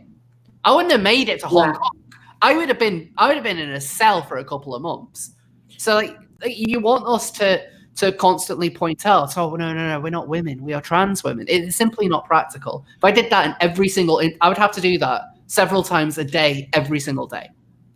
I was going to say, I've seen some of those TERFs, and you look a lot more feminine than a lot of them do. I will say some of them do look like they have a bit of facial hair too. So, well, that's something I've always found super interesting about TERFs is that like a lot of them, they look like shit, like really bad. Oh God. I mean, the interesting thing that I found with like the gender critical crowds, like a lot of them are more kind of like middle-aged, older women. Yeah. I mean, I find that the discourse between like the gender criticals and the like what I call the gender radicals, the trans rights activists, is the trans ones are always younger. Like they're younger by quite a bit. So a lot of what they say very much goes over the older generation's head, and they don't quite understand exactly what it is that they're talking about. Like, bear in mind, I'm very critical of trans rights activists, as they are, because I think a lot of them are radicals, like gender radicals about it. What they want is multiple genders. Anything can be a gender. The moon is a gender. Like, I mean, I must have told you guys about the person who identified as Jupiter. Like, what? Yeah. Oh, yeah. This is. Oh shit! Yes. Yes. Ew. Yeah. She transitioned from a woman to a non-binary to a man to a non-binary to the planet Jupiter, and every single time she was given hugs. I was like, "You're so brave." Hi, Jupiter. Z is an awesome person. Jupiter. And I'm like, you got someone. Like, honestly, if I didn't know this person, I would swear they were just pulling out a meme, but everyone bought it and sync it. And it's like, of course you're not fucking Jupiter. Like, that's like attack helicopter tier. Well, it is. It's like I always point out the moon as a gender, but like I don't do that as like just an average meme. I literally had someone defend moon gender to me, and I asked how you would transition to be the moon. It's disgusting. To be fair on the person defending moon gender, they were quite spherical, but even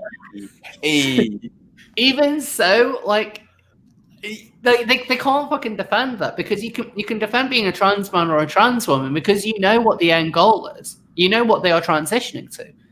But when it comes to a non-binary who is just like, I am this, I am a bullshit gender, like you can't say what does a transition look like for these people? What steps do they have to take? What medication? What they legal take none. There's no steps. There's nothing.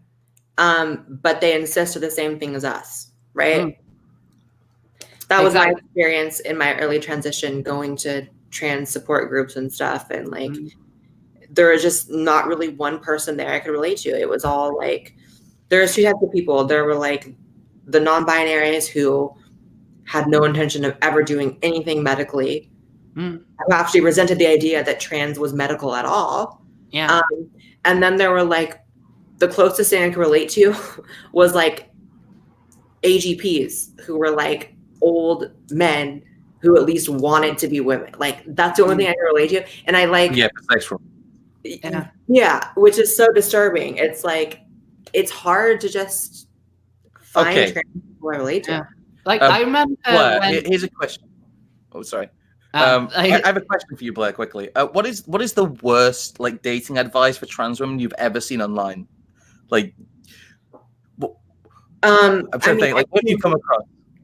I mean, I've definitely seen trans activists say that there's no reason to tell a guy that you're dating that you're trans until you're serious. Or I've seen people say or ever. That to me is the worst. I mean, there's a lot of bad advice, but that to me is the worst just because that's so dangerous. Like, that's literally how trans women get killed. And then we want to turn around and talk about like murders in the trans community. It's like a great way to help that is to teach young trans women, like, be honest and don't give people the opportunity to feel tricked and use that as a justification to hurt you. And it sounds like it's something they're ashamed of as well. I mean, bear in mind, a lot of these are the people who are just like, trans rights now, but I'm not going to tell anyone I'm trans. And it's like, I'm sure they will figure it out within 5 minutes of meeting you. These are also the same people who object to the word trap, while they are quite literally advocating that you trap people. That you be a trap. Yes, but because they don't look like traps. They look like they look like young. Like a lot of these people are just like van drivers. They look like that. But the thing is, if you've got someone who does pass, and then you advise them that you shouldn't tell a partner until that can ruin a relationship. Not even if the guy's cool with it. I've heard people who've been told that before, actually. One of my ex-partners, they told me about a friend they had who got, they were getting quite serious with a boyfriend, and they hadn't told them, and so they told them, and the relationship broke down. Not because they were trans, but because they'd lied to them. And that's really telling people to violate people's trust, I think. Yeah, it is. I had a friend, a trans woman who's a YouTuber, and we're not friends anymore, but she would talk about how she would like literally meet up with guys online, like bang them, but like do it where she's wearing like a tucking panty and just like, oh god, and then just get banged in the ass and like go down on them and stuff. And I'm like, you're probably gonna get killed someday. Like that's so like to go that far. That's bad. It's not a game. Like you shouldn't do that. It's not a game. No, that is trick. I would say that's tricking people. Like it's like borderline rape. Yeah, like I mean, again, I can't hugely talk because I said I am post up, but I will be honest. I am honest. When I say I have had sex with a guy, and then afterwards I would mention it kind of in passing because hell, I do a fucking YouTube channel and stuff. Bear in mind, this was years before my YouTube channel. And thankfully, the guys that I've actually been with, and apparently they had no idea. And they were just like, oh, wow, okay, I didn't know that. I'm just like, you thought you would have fucking figured it out. But at least I had the operation, maybe. Like, I can't justify it. Like, I mean, I'm trying to kind of look like I'm defending. Yeah, but the thing is, if you were asked, you would say it. Absolutely. You forgot. And then put it this way, I was not going out on my way to trick people. No. What I was doing was I genuinely thought that they knew, and it turned out that they didn't. Like, that's a bit different to going out of your way to make sure they don't find out. Yeah. And then you told them very, very soon. Like this is, from what I was told about the situation, this is someone who'd been with someone for like months. And they just had not told them. And yeah, that is awful advice. I've forgotten about that one boy. Oh my god, that is horrible. That's so gross. That is really, really I'm bad. so glad that I'm like not dating anymore. Like honestly, even though I talk about this stuff, I can't really relate to a lot of the trans dating scenarios I hear about, just because I've always been in like long-term relationships, and I've always started from online first, so there was no question. And I'm just glad I'm not dating. Like I don't. Dating sounds awful. It's not the easiest thing. Like I've been using OkCupid. I don't really use that much anymore, but I would actually put on my profile, by the way, I am transsexual, because I wanted to be completely open about it. What I ended up getting was a load of guys messaging me, just being like, straight away, it was just, I want to hook up. Or they would start chatting, and a lot of them would chat normally. And they'd be like, what's your WhatsApp? We'd exchange WhatsApps. And then straight away they would talk about like, oh, I really want to get topped. And I'm like, but I've had my surgery. And it's like, oh, well, maybe we can still be friends then. And that'll be the last thing they say. They won't get back to me. It's just like, all they want is just for someone to fuck them in the ass. And that's more of a problem with like a lot of trans. Oh yeah, like online dating is like, you know, I'm still trying to give it a try, because I think that there's got to be people out there who are decent. But for me, I always say that like if I had to, God forbid, start dating again, the way I would do it is I would I wouldn't do online dating. Yeah. I would get like really cute like every weekend, and then just go to like a bar, but like a bar in like a really, really nice hotel where like businessmen are at. Not to be a hooker, obviously. But like, I feel like that's like a classy way to like meet guys, where you're not like online and like wondering if they'd secretly want you to like fuck them in the asshole and stuff. Yeah, like I mean, the problem is if you want to do trans date, like you want someone who is going to be interested in trans women, and you want to go out somewhere and meet people who are interested in trans women, you're gonna like, unfortunately, classy lounges for that kind of thing don't really, at least in London, like they don't really exist. Like what we have are sleazy places.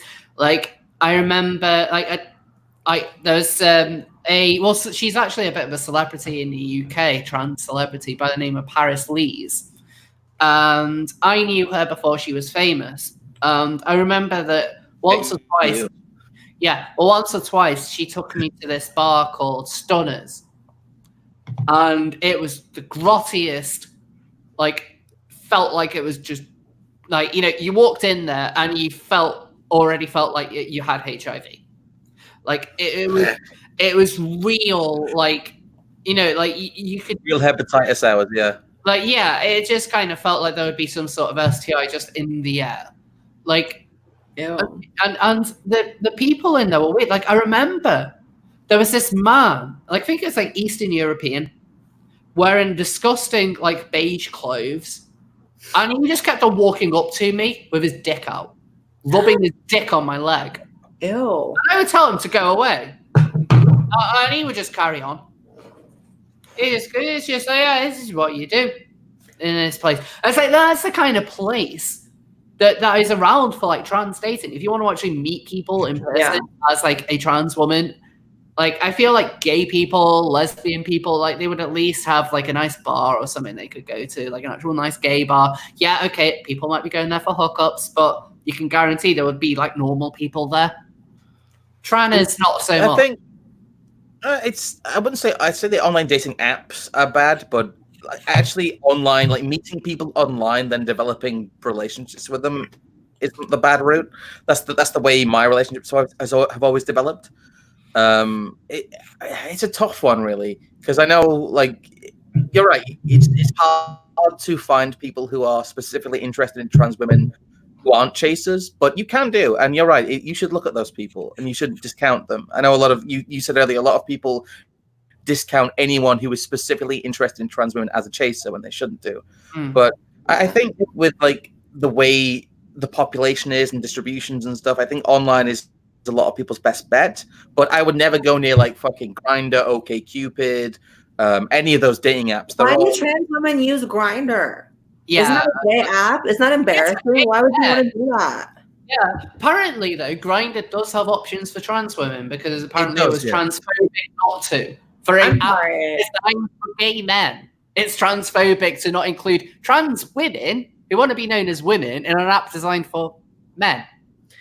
I'm sorry, I would be so embarrassed if I ever was on Grindr. That would be fucking humiliating. Just disgusting. Yeah, I know a few people who've tried to use Grindr, and their results have always been awful. But gee, I wonder why.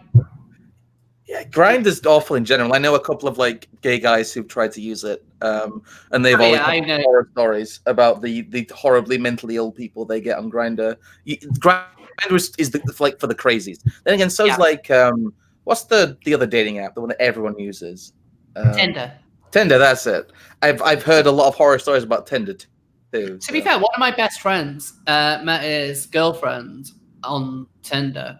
And he didn't even strike me as the kind of guy who would use Tinder, but he met her and they've now been in a relationship for like a good 3 years at least, if not longer. Probably like 4 years, actually. It's like the only time I've have a relationship off Tinder. Same. I've never heard of someone having a long-term relationship off. I think dating in general is kind of fucked right now. Oh, it is. Like I find online dating a little bit unhealthy. Like I'm still trying to get out. In fact, I met my fiance through YouTube. He was a fan. Oh. He was a subscriber, which people say not to do. They're like, don't date your fans, don't bang your fans. But I was like, I'll just try it. I just like decided to meet him because he was messaging me, and then like it worked out. If there's any fans who want to take me out on a date who are quite hot, yes. Yes, maybe. Please. I remember last time we were on stream, everyone was like they would a rose. So. Oh God, yeah. That was a bit insane. I think it would be a good point to just read some more super chats. So Jeffrey Grajek, $2. Thanks for the live stream, Rose. Thank you for the $2. Lilith Fairso. Wish it could be more, Rose. But I'm so grateful for your intelligence, wit, and bravery. Oh, I really appreciate that. JJ Art and Stuff, $10 Canadian. I'm a cis woman, total tomboy as a teen. I felt so lucky this was before Tumblr and the pink pillars. Rose, would you be willing to do a video with ContraPoints? Love all of you. So I don't know whether I would do a video with ContraPoints. I mean, I was telling Scrump before, I don't know whether Blaire was in the call at the time, like one of my issues that I have with ContraPoints' videos is that they start with ridiculously long skits that I can't stand. Yeah, they are a bit like guy with the glasses. Yeah, it is very much like new Nostalgia Critic kind of levels. Like, I mean, if it's the thing, I actually want to do more collabs with people. I would be willing to do a stream with ContraPoints. I'll put that out there. Absolutely. Like, I mean, I want to meet more YouTubers, have more discussions, like get to know people more. And I would absolutely have a discussion with ContraPoints. Whether I would do a downright video, whether I don't know. Anyway, Queen Bowsette, $2. Love y'all. Also, do you think Chris Chan is trans? Now, Blaire, are you aware of Chris Chan? No, I hear the name brought up, but I don't know who that is. So I did it. I'm not going to subject you to the horrors of Chris Chan. I did a stream on Monday with Miss London and Maya, and I introduced Miss London to Chris Chan, and I think it horrified her. Okay, I can give you the cliff notes. Okay. Chris Chan is an autistic man who the internet took a bit of a fascination to, probably almost over a decade ago now.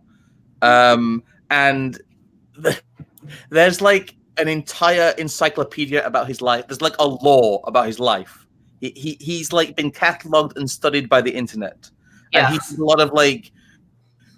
did a lot of cringy stuff. Christian has to be witnessed. It's like an entire rabbit hole. But long story short, he was someone who was a bit of a lol cow for a long time, and people kept interacting with him. And then, This is Christian. oh god, and then he disappeared for a while, and then he resurfaced as Christina, and he quite famously maced people in a GameStop. Why is it always GameStop? Yeah, GameStop does attract these people. Such a manly ass store to go to. I've never gone to GameStop by myself. Like he is quite like it's the thing. I am doing a video on Chris Chan, and the actual theme on it is whether or not he is trans. Okay, let me just point out some of the things that he's done to transition. I want to see what Blaire thinks of these. So before this, let me just say, Chris Chan was most famous for an online comic he made called Sonichu, which was an amalgamation of Sonic the Hedgehog and Pikachu. Rose, just quickly get up one of the panels. If you can get up some Sonichu there, I want to give Blaire an idea of Chris Chan's output. Right. Okay. Let me bring up the Sonichu comic. Oh my god! Yeah, that's this is the comic that Chris Chan used to run. Ew. This is something which. So at the moment, he genuinely believes that Sonichu and friends are real, and in fact, he's married to a couple of the Sonichu characters. He's married to some fictional characters that he's made up in his head. Oh my! I just want to show you some of his transition methods. I want to know what your opinions on these were. We're going to talk about the binaural beats now. So what he's done is he grew out his hair, he changed his clothing, he shaved his eyebrows off, he stuffed his pants with menstrual pads, so kind of like Jonathan Yaniv. Like make an ass? Basically, just like wearing these pads because. He pierced his taint and let it get inflamed. He requested his fans to fund a prosthetic vagina. He wore a vibrating bra.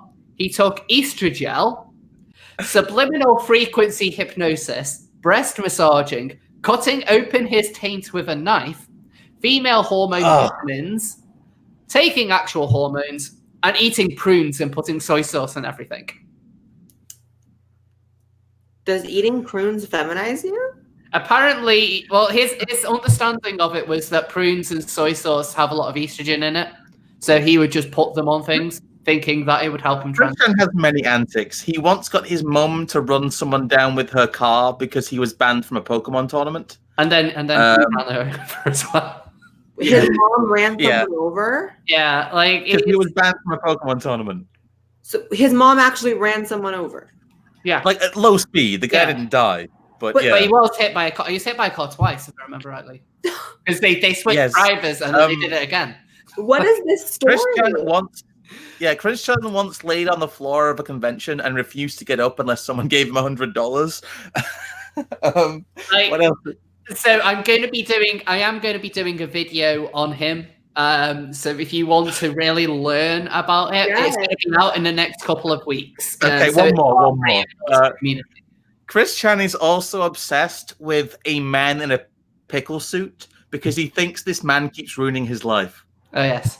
The man in the pickle suit. The man in the pickle suit. I saw the video. It's just like the man in the pickle suit tricked me again. So it's like a normal thing that happens to everyone. But seriously, I am going to be that is Pillars of the Community Part 3 is on Chris Chan. It's going to be out in the next few weeks. I can't believe you didn't know who Chris Chan was. He's a staple of the internet. This is going to be a thing that I do on all of my streams now. I'm going to introduce people to Chris Chan because I've done it to Miss London. I've done it to Blaire. Whoever's on for Rose Pill Part 10. That's fucking nuts. Like, I'm glad you appreciate it. Do you ever just like not want to be trans? Not because of like, not because of the dysphoria, not because of like whatever struggles, but like because of like other trans people. Yes. Trans people ruin being trans. Have you seen trans people? Yeah. You're making a joke of it, but I know a lot of people who are like, you know what? I wouldn't date trans women because trans women are all insane communists who want to like steal children, and that's all they see in the media. Yeah, like, but that is their actual idea. Amounts who are extreme communists who do brainwash children. This is a thing. It isn't an unfounded fear. Oh, you want to know something crazy? You guys know the It's Ma'am guy. Yes.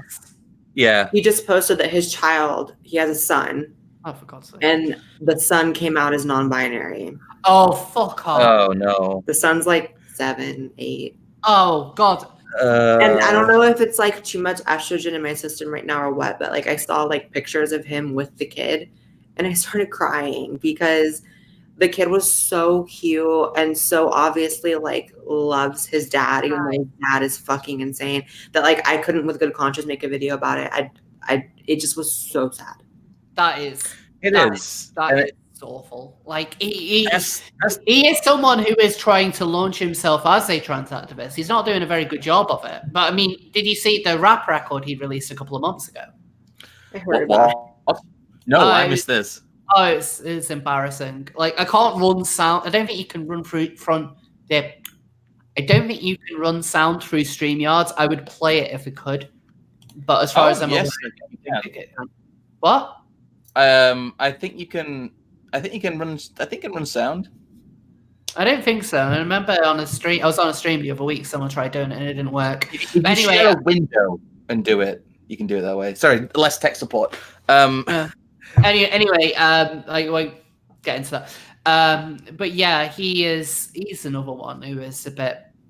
He's trying to launch himself as a trans activist.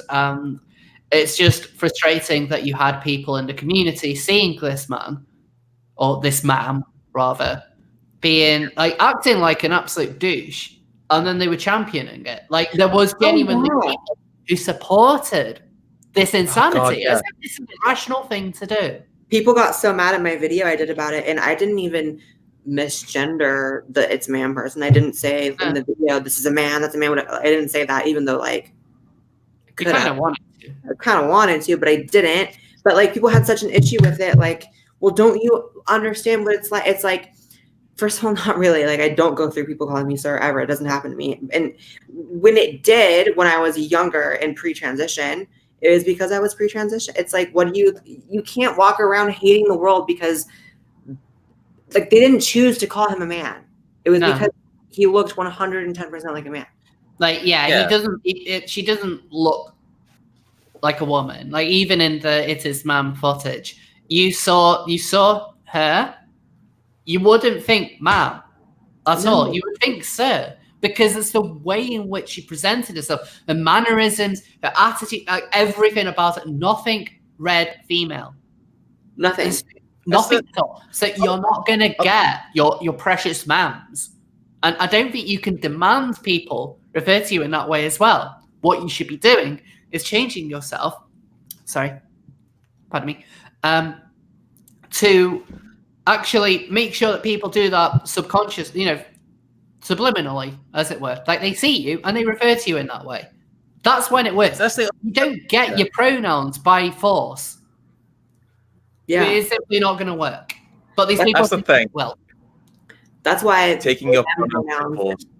Sorry. No, go on. That's what I wanted to say. I'm just saying it's funny. Like the idea that they'd be taking their pronouns by force. Like they're robbing them. To be fair, they're quite muscular, so they could probably take their pronouns by force. But sorry, go on, Blaire. I'd be like terrified of that person in real life. Like, oh, same. Oh, absolutely. It's like certain people just look unhinged. Like that guy looks like he's like a laugh away from a tear. Like just crazy. But that's the thing about pronouns is that's why they them pronouns and Caesar pronouns, in my opinion, are not valid because. the only way in which that would be something that like random strangers would call you is if you completely deconstruct the language around gender, you completely deconstruct the idea of gender, and you get the entire population to suddenly like speak completely differently. And then I don't speak any languages other than English, so I didn't know this until recently. But I was talking with my friend whose first language is Spanish, and he's like, yeah, that's stupid because literally everything in Spanish is gendered. He's like, this table is a female, like in Spanish. It's like French. Yeah, he's like, everything is gender. So most European languages are like that, yeah. They'll have feminine and masculine kind of like suffixes, and like a table will be male and like a chair will be female or whatever. It's just the way the language works. Yeah, and it's crazy. But the other side of it is like I remember like people who go out of their way to misgender you, Rose, or misgender you, Blaire. Like that seems ridiculous to me. Oh yeah, like I mean, I don't even respond to those people anymore. Where it's just like I mean, the one which always annoys me is when I'm told, oh well, you know, you're making me lie. You're enforcing you're enforcing your lie on me, and this is abuse. You're controlling language, so I'm going to go ahead and call you a Tim. And I'm like, I'm not enforcing anything on you. If you don't want to refer to me as a woman or as like, you know, as like female pronouns or anything, like you can go ahead, but at the same time, I'm not going to engage with you. I'm not going to. That's another online only scenario because in real life, that's not a thing. Like, it's just not a thing in real life. That's why I try to, even though we're having all these conversations online and like obviously my living is made online and all that, I try to like remember when I'm making arguments I'm making and just engaging with people that like there's real life and then there's this.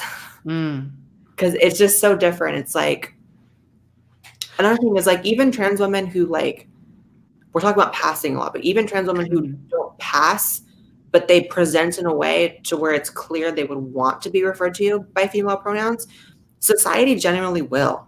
Like, they'll probably come across assholes who maybe yell things at through a car when they drive by or whatever. But like in terms of like if you're walking up to like a desk to buy a shirt or something, and you're clearly biologically male, but you're also clearly trying to dress like a woman, they'll just say she and her. Like, like I remember like last year when I was. Last year, I was flying from Heathrow to Beijing. There was a clear trans woman working, you know, the like the bit when you scan your ticket to get on the plane. You know, she's clearly a trans woman, but like no one referred to her as a man. Like everyone just referred to her as a woman, and it's like because she put in, you know, she put in the effort. Like yes, you could tell that she was trans, but you know, you look at her and you just think like you have that subliminal thing of like, this is what that person is. Yeah. Like there's a huge difference between what I would always consider like almost like a social contract, as it were, where the trans woman's part of it is like, if I want you to refer to me as a woman or refer to me with the correct pronouns, I'm going to make sure I look a particular way. I'm going to fulfill what you consider to be a woman. And in return, you treat me as a woman. And it's a two-way. And the thing is, it's something that a lot of people don't necessarily think about when they do it, but it is something that definitely exists. Here's a question for both of you then, Rose and Blaire. I know you talked earlier, Blaire, about the exaggerated hyperfemininity of certain trans women and certain people liking that. But I've also noticed that a lot of trans women go out of their way to fill a female gender role a lot more. Would you consider yourself like a lot more interested in being a quote unquote traditional woman than a lot of the other population is? Or I don't know. How do you see yourself in that role? I know what you're saying. There's like the trans woman who is maybe overcompensating for a few masculine traits, and so they just go really overboard with like everything's hyper feminine or whatever. And I think that's also a bit of a symptom of like early transitioning. Because I remember early on, I was much more interested in like, I will only leave the house with a full face of makeup. I will only leave the house if I have this on. And that just kind of fades the further you get in your transition. Like even right now, like I have like almost nothing on my face. Like, so it just shifts and it changes.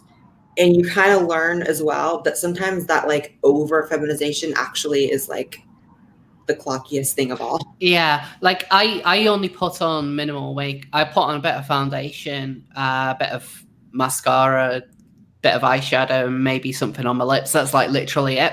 I very rarely go full. If I ever do more than that, I get it professionally done usually. Like it will be for an event if I'm fully done up. It won't just be I go out. In terms of like gender roles, I know a lot of trans women are more interested in having, say, a more traditional style relationship where they very much value the man being the man and them being the woman.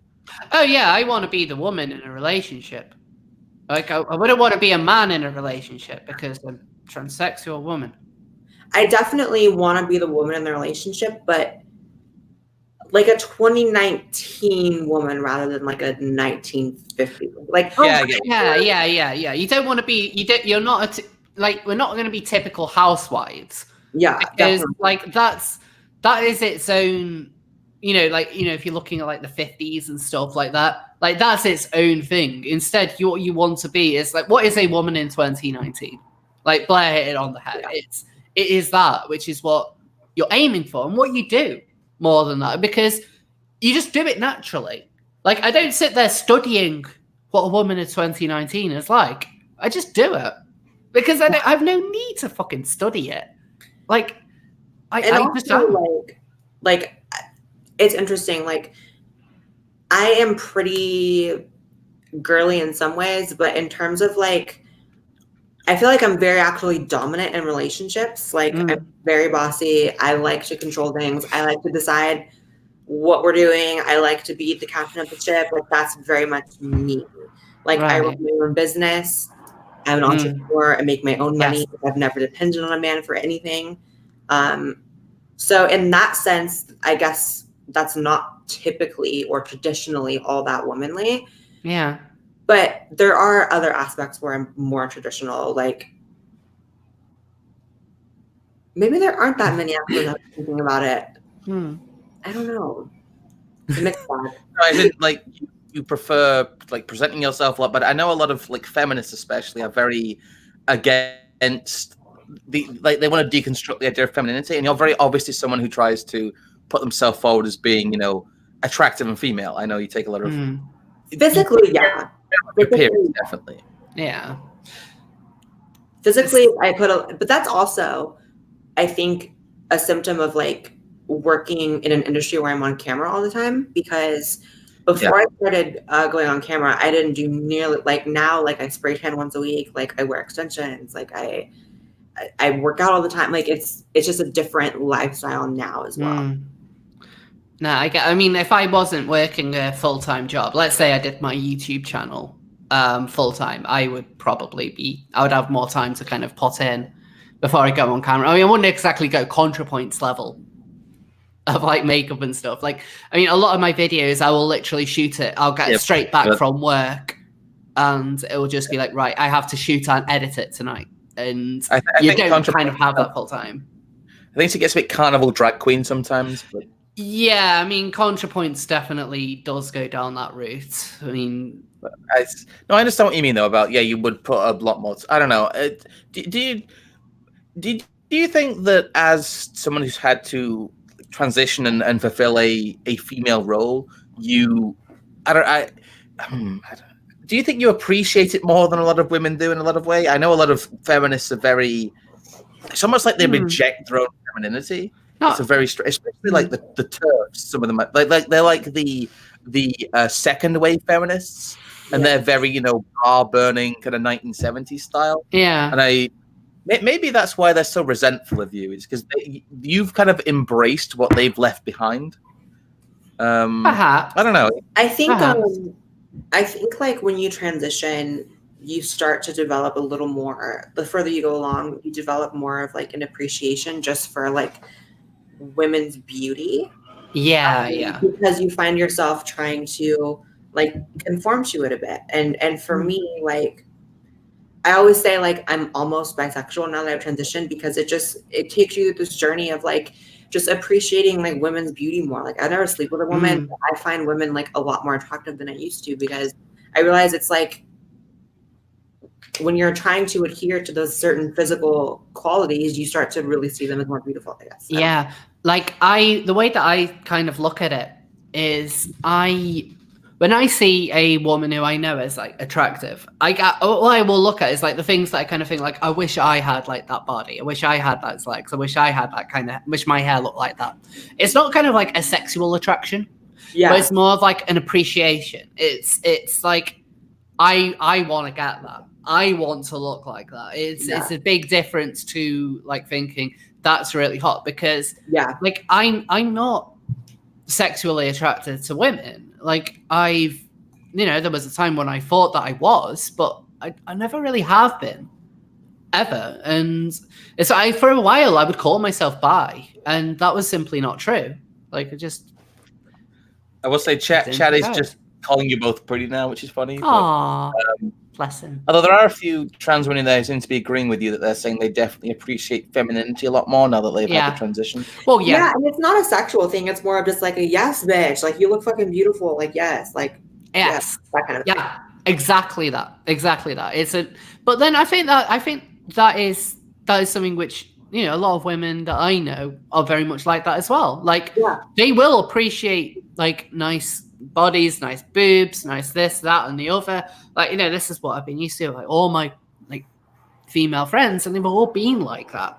Yeah. And so I boobs. I like love boobs more than ever now. But the thing is, everyone loves boobs. Like I even know like gay guys who are obsessed with boobs. Like everyone loves boobs. Yeah. So like you look at them and you just think like, I wish my boobs looked like that. It's never like, oh, I can't wait, I would love to touch them and they do all blah blah blah blah blah whatever weird shit. It's like I want boobs like that. I want nice boobs. Yeah. Like that's a very different thing. It's an appreciation. It's not fetishizing it. And I think that is a really important distinction to make. And there will be people who hear that and think, oh no, it must be a fetish. Like you must be fetishizing. You must be oppressing them in some way. It's like, well, not really. Well, actually, I like dick, so I'm not fetishizing. Oh, yeah. But it's fine to fetishize dick because, men can't be... No, men are oppressors. Right. Never mind. Ladies, please stop fetishizing me.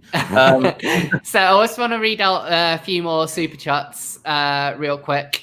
The Leviathan, €5. Great stream, Rose. By the way, you should check your OKC more often. Winky face. You're what? Okay, Cupid. Yeah. Okay.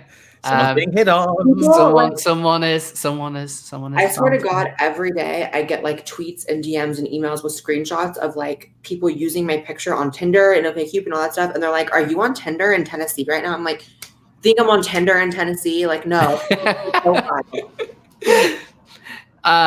So Matty Williams, $2. This far lefty trans woman likes y'all.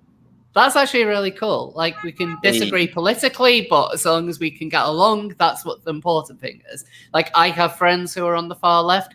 I might strongly disagree with their politics, but you can still like them as people. So, no, I appreciate that. Glitter Bloke with the £2. I'm a fan. Love you both. Got moments. T-shirt today. Is that? I think that's Blaire's T-shirt.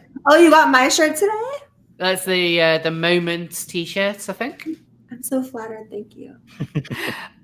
David Henry with the £2. Thank you. Glitter Bloke again with another £2. Blaire, have you heard anything from Onision? There's obviously the video of him. What's really interesting is last night I tweeted that today I was going to be exposing a pedo on YouTube, interviewing one of his victims, and immediately got an email from him. Oh, for God. I'm not kidding. It's just, for God's sake. Should I read the email? Rose of Dawn exclusive? Yeah. I haven't posted or anything. This is a Rose of Dawn exclusive. Oh, bring it on. Fucking Onision, what a creep. So I got an email from him. Look at my vegan body. Oh, he's so cringe. He is pretty bad. So you didn't even mention him at all. He sends you an email as soon as you mention YouTube. Yeah, it's like, are you innocent? If like you respond to someone saying they're going to expose a pedophile by asking them not to expose you, it's like, what makes you think it was you if you're innocent? Sweating intensifies. Yeah. He emailed me and said, "Hey Blaire, one human to another, I'm really wanting to detach from the internet due to everyone making videos about me. I've gotten lied about so many times and all this shit. And he's like, you have so much potential to be a positive impact. You can do more than what you're doing. Really hope what you do is what you find right. I know you're going to get paid for this, but you're ruining my life. I'm like, dude, like you moved a fucking 16-year-old into your house. Like you're a fucking creep. So he's basically playing the victim, but that's fine. Like, so you can do better things with your life than expose pedophiles. I hate that. That's a bad thing to do. I suppose if you're a pedophile, that's a bad thing to do. He's using like such abuser language too. It's like, oh, you could be doing better. I hope you find happy. He's like, that's such a slimy way of phrasing it. Listen, I'm not one of your bitches. You can't gaslight me, honey. Like you're not gonna do that. Like I'll admit, the most I know about Onision, like I've never really watched his content. The only content I've watched is generally about him, and that's Blaire. That's a lot of yours. Like in the early years, you would do a lot of videos on Onision, and then it's also is it Jackie Glenn? Jacqueline Glenn, yeah. Jacqueline Glenn, that's it. Yeah, I've not seen any of her stuff in a while, but I remember she did a load of videos about him as well. And so there was a lot of this kind of. The only real stuff I've seen is of people calling him out, but all the content in that is still genuine. Like this is still genuine stuff that he has done. Yeah, absolutely. So it's like, and it sucks because like he has kids and stuff, which is worrying. Oh yeah, like he is a really disturbing individual. Like. One thing I do know is like his channel has been shrinking, I believe. Like he doesn't really get all that much views anymore. Yeah. He's still someone that's around. Yeah. It's really weird. Like I feel like YouTube like specifically changed the algorithm to like videos he makes will get no views, but videos about him will get a ton. I think YouTube hates him. Yeah. Like I have noticed that like any video, like I've seen some channels where like a lot of their videos might just get like a few hundred or a few thousand. They make an Onision video, and it numbers in the hundreds of thousands. Like any kind of content about him as a person, like kind of critiquing him, that is what people are attracted to. They're not interested in him. Like he is largely irrelevant. It's the drama around him. It's what he does. Yeah, it's kind of like Chris Chan. In a way, it's someone who's known for like nobody like watched Chris Chan because they were they enjoyed Sonitude. They watched any of his stuff because they wanted to see the trolls getting to it. It's like people who come to NASCAR for the crashes. It's people who he's a drama cow. He that's what he's become. People like hating him and they like news about him. And that's the same with a few people. And Onision's one of those people that I only ever saw news about him. I've never watched his content. I don't understand why he was popular. But you're right, it's fine to have internet drama, but it's very sad when there's actual people involved. And you're right. The guy is like an absolute fucking creepy pedo. Yeah, he's disturbing. He doesn't do anything of note. I mean, I remember that phase. I remember seeing that he had a phase or something where he would always wear a mask. Yeah, he's honestly like just. I want to fight him. Like I want to physically fight him. They do like an anti-Warski style, like MMA fight, like Blaire against Onision. That would be fucking awesome. Poor Andy. Do it. A few more super chats, and I think we'll round things up. So Nikolai, $20. I've never labeled myself and have a preference to the mind of a woman. Her body comes to the person. If a man is attracted to a transsexual, I think his attraction is to the woman, not first to body. I can see where you're coming from with that. Wendy Rundle, $2. You're a bright light in a dark world. Oh, thank you. I'm assuming that could be aimed at any of us. It could be aimed at you, Scrump. You could be a bright light. No, I am not a bright light in a dark world. I'm an edgy boy in an online world. But... What do you look like, Scrump? I have nothing to go off of. What do you mean? I'm. I don't know. I look like a person. People are very. I'll send you a photo of him. I'll send you a photo of him later so you can. I'll see if I can find something to send here. But yeah, I just look like a guy. People don't care about what I look like.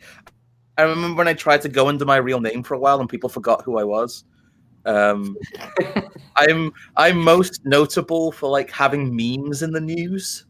I made a meme about like it was the Trump like 9/11 CNN meme, and like some reporter stole it and got in a bunch of trouble for it, and it was in like Newsweek and all that. And it's oh my god, yeah, that's hilarious. I also once accidentally, CalArts, the college. Oh god.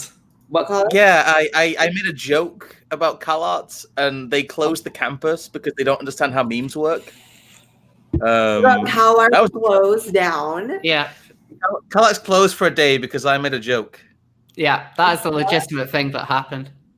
Oh my god. Yes, that's an interesting one. What else have I done? You've done quite a lot of different things. I once got an autistic screeching meme in the British papers. That was funny. You're basically a professional shitposter. Basically, yes. Basically, that is what I do. I'm an agent of memes. So let me do some more super chats. Skullhammer, $2. Great stream. Both of you look stunning. T with Z, $2. Thank you both so much. Dr. Z, Glower, $2. Thanks for the chat. Nathaniel Swazel, $5. I love you, Rose and Blaire. My Instagram is at Nathan Sawazelli. My Snap Thank you for the at NSAUSELE, if any of you have that. I think he thinks it's on my channel because in my live streams, I always follow people who give super chats. Like this thing, I do have Instagram. I haven't used it in a very long time. Like last time I think I used it, I was at Disneyland Paris. Like it's basically, I use it just to take photos at Disney parks. That's literally it. But I had a load of people follow me a few weeks ago, and I realized it was because you'd actually told people to follow my Instagram. I told them to follow your Instagram? Yeah, like in one of your streams, so you mentioned me, and you said everyone should follow Rosa Dawn on Instagram. And so I probably meant to say YouTube. I'm sorry. It's fine. I just had like a load of people follow me on Instagram. It's like I literally like. I might try and use it now because of that, but like it is literally just Disney. Yeah, I have a bunch of use it. It's really good. Yeah, it does seem like it is a nice platform. Like I do quite like it. I've just got very much used to Twitter and kind of how toxic it is. But I'll tell you what, Nathan Swazel, I will follow you on Instagram. If you're going to be on Instagram though, you just have to post like slutty pictures. That's what Instagram's for. Oh, I can do slutty. Good. Yeah. Yes, I'm aware, Rose. Sorry. Thanks, Sonny is my name, 199. Does he have autism? Just asking. That's probably about Chris Chan. Yes, he does. $2 from someone who has their message redacted. Oh, thank you for the money anyway. The Angel Rock with Lorelei Potvin, $20 Canadian. Love you both, Rose of Dawn and Blaire White. Would love to have you both on my radio show. Check out Lucas Silvera, fellow Canadian trans man, such as a talented musician. Wish he had Press versus Yaniv. Insta, The Angel Rock 1508. I'll try and make sure to follow you as well. Oh, thank you so much. Patrick with $10. Women in 2019 are extremely progressive and feminist compared to 20 years ago. If you're honest, are you in contradiction to your right-wing beliefs? Are you progressive steering the speed limit? No, I mean, I think there's a difference between acknowledging that the cultural role that women fill in 2019, and it's also kind of a closed-minded thing to say that like all women in 2019 are ultra progressive, ultra woke. It's like, no, they're not. Like, I mean, I'm in America, I can only speak for that, but like the entire middle of the country is full of women who are not progressive. Like, I don't know what you're trying to do by that. I mean, it's a bit kind of stereotyping women, and we are saying that like, oh, women are progressive and stuff. Like, well, no, women are humans, and like everyone has their own different beliefs. Like outside of like, I don't know, outside of like London, and in particular outside of like the amount of people I know who are quite hardened like Remainers in the Brexit debate, I wouldn't consider many women I know to be progressives. Like they have literally no interest in politics. It depends where you are. It's not even just about like when I said like a 2019 version rather than the 1950s, it was in the sense of like having a career, because you couldn't really have a career in the 50s is what I meant. Yeah. That's what I meant. That's true. Yeah. And so like, you know, like women couldn't even have in the States, women couldn't even have a credit card in their name until like the late 70s. That's what I meant, bitches. No, that's a good point. Jessica Hubbard, $9.99. Y'all are amazing. Oh, thank you. Thank you. Sunny is my name again. $1.99. Gotta run, all you beautiful people. Well, thank you so much for hanging out with us.